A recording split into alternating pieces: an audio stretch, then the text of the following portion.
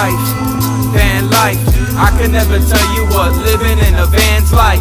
Van life, van life. I could only tell you what a real man's like.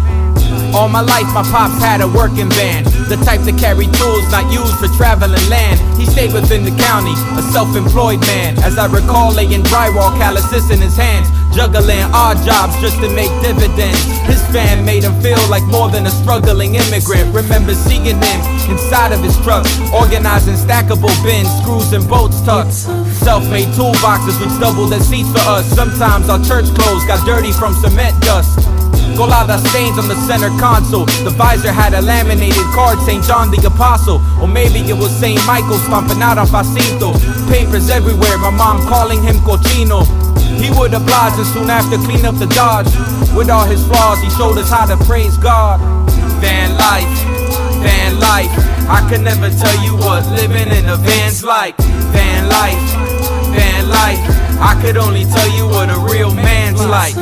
Before the day, storage was left in an iCloud, and vans became trends for an alternative lifestyle. His had no AC, his windows was always right down, driving with beads of sweat over his eyebrows.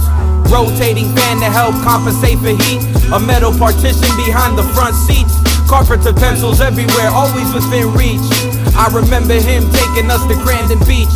Gates on the windows to try to prevent thievery. Even installed more locks as extra security. He told me it was worth trying, but it may be all in vain, cause a man's will's unstoppable if his goals to attain. That was my dad at his best, at his worst he was left when he would drink after work on a version of stress.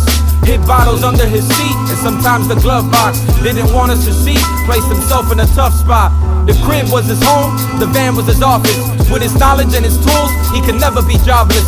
Unfortunate, cause the alcohol had did him in. As a result, his health issues prevented him to work again. Around this time, on the fridge was my whip.